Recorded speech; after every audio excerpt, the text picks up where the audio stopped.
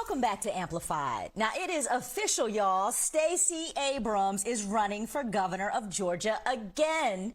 So many of us, me, were hoping and praying that she would take on Brian Kemp again. That is, if he even makes it onto the Republican ticket in 2022. Abrams' much anticipated announcement came Wednesday on Twitter. Listen to this.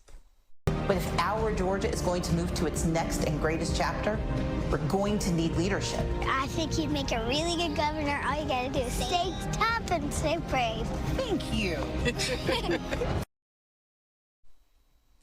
Abrams narrowly lost by less than 1.4 percentage points to Kemp in 2018. But that didn't slow her down. In the time since she's grown into a political powerhouse, pushing back against Georgia's voter suppression laws, Kemp's failed leadership, and not to mention her pivotal role in turning out voters in the last election, particularly people of color.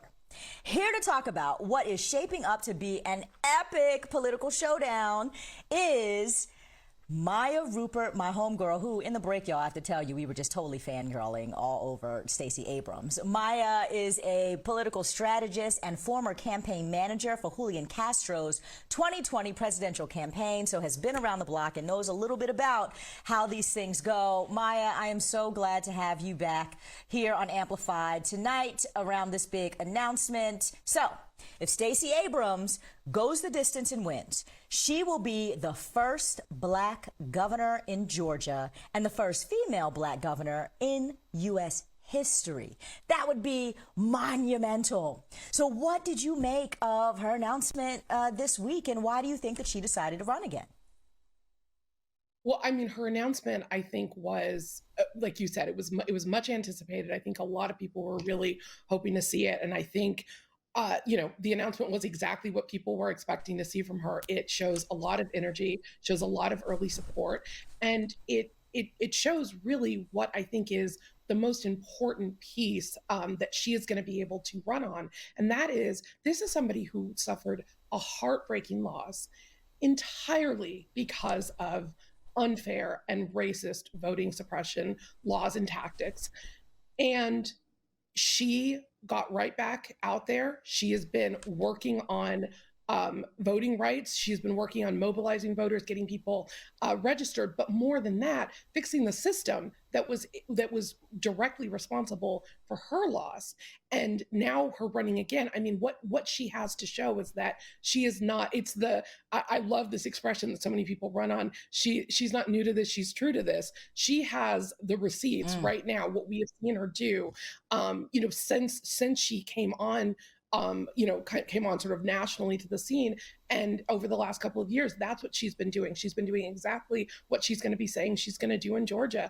And that is build a state for all people. And so I personally was really excited about it. I think that this is going to be a really, really exciting race. And that is one of the things that I really respect about her, is that Stacey Abrams was out there on the ground in Georgia doing the work when nobody knew who Stacey Abrams was. When she was just the lowly minority leader in the Georgia state legislature, she was paving the way for everybody, and then certainly for herself, and then kept on plowing ahead even after she lost that big race. Let's talk about, the context there. There's clearly, it's clearly very early, obviously, but there seems to be momentum. So what are some of the factors at play in Georgia that can make the stars align for our Democratic powerhouse here? So, I mean, look, I think the momentum that we're seeing right now is really important. And it's especially important when we are talking about a Black woman running. I think over and over again, what we see are, for candidates of color, for women of all races, early in the process, what people constantly ask is, can this person win? And really what they're asking is, can she win? Because it's a question that is uniquely being asked of women, right? That kind of early momentum, people sort of coming in right away and saying, I'm supporting her, I'm endorsing her being able to raise the way that, she's, I'm certain, raised on the day that she announced.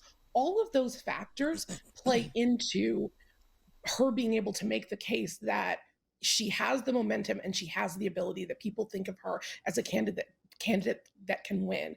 And that is just Mm-hmm. indescribably important, especially when we're talking about Black women, because over and over again, what we hear Yep. is, you know, uh, yes, people are excited about her, there's enthusiasm, but can they really see her in this role? And there's never been a Black woman Mm-hmm. governor in this country before.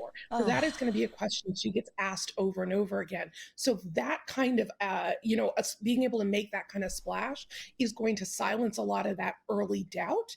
But I think we also have to be mm-hmm. realistic. It's not going to silence it indefinitely. She had an incredible announcement. She is probably, doing absolutely everything that you would in a dream scenario the first week of the launch campaign. It's going how they want it to go. And that is not going to stop people from asking if she can win. And I think that's a really important Yeah. point because over and over Well, again, we hear, oh, I'm sorry, did you want to jump in there? Well, no, I mean, I'm totally agreeing with you because here's the thing. I think it's completely racist and it's sexist, and at this point, it's just whack and not based on data to question whether Stacey Abrams can win. Because I want to remind everybody that when she ran for governor and nobody thought that this black woman really had much of a chance, she got more votes in the state of Georgia than any other Democrat running statewide had ever commanded at that time. And the margin of victory for what's his name was super narrow. So to even question, right, whether she could do this, given how close she's already got the receipts, like you said, given how close she came, I think is just, frankly, disrespectful. And I'm a bit offended by people who do that, right? And I hope that she, has a little bit of clap back, like, who gonna stop me, boo? Because she raising the money, she doing her thing. But I wonder about the messaging and the issues, though, is because what also was so monumental about her run is that she ran staunchly on a progressive agenda, and issues that are not known to be red state ones is what she built her campaign on. And now a mayor was just elected in Atlanta who similarly is a progressive mayor. So I wonder how you think that her platform is going to play out, and if it's going to change any, or what will be central to it. Well, I think that she seems like she has the benefit of running on the things that she genuinely believes. And so, the ease of that is it doesn't have to change because it's who she is, right? So I think that we saw her run in the exact same way that we're going to see her run again. And what it does is it reflects her values. And I think when you have a values driven candidate, there's a piece of that playbook that doesn't it doesn't sort of need to get redone because it's not about how are things polling clearly, right? Because she ran on a platform that a lot of people said you need to be careful, you can't run like that in Georgia, and she did it anyway, and she defied expectations. So I think we're Mm-hmm. likely going to see that again. And I think what's actually really exciting about her candidacy is I think we're seeing something similar happening in other states as well, right? 2022 could be Mm. historic because we could have a black woman governor, but it's not just Stacey Abrams who's running, right? We see Tish James who's running in New York. We have Deidre DeGier who's running in Iowa. We have a few other black women who are running for governor and who have a potential to really make history. So I think what we see is not just Stacey Abrams, but really a Stacey Abrams effect, which is huge because Mm. that's a kind of legacy that will be lasting. And I think we're going to see it ripple throughout the country. Yes, Maya, I only have a minute left here, but I just wonder how the demographics of Georgia are really going to play out. Does Georgia's makeup open up a path for her? She absolutely has a path. And I think that is something we have to be very, very clear about when we're talking about for the exact same reason that we need to be clear that, of course, she can win. She has a path because we saw her carve that path before.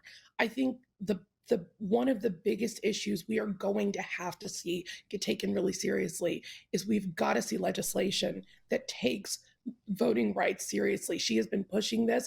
And I think over and over again, it's interesting, you hear after a big race, when Black women show up in record numbers and organize, people are saying, "Thank Black women. What can we do for Black women?" I feel like this is one of those moments where there is a very clear. It's not just we owe Black women, we owe Stacey Abrams, and a really good way to make sure that Yes. that debt is being paid back is we need to prioritize voting rights, and we need to get legislation passed. We need to get the bills through Congress that she has been working on to make sure that, yes, she has a path forward. And if people are able and allowed to vote, she will be the governor of Georgia. That's right. Biden-Harris administration has a debt to pay to Stacey Abrams for, them being in the White House for sure. Absolutely. Let's hope that they get voting rights done. Maya Rupert, thank you so much for being on to talk about all of this. We look forward to having you back again soon on Amplified. Appreciate you.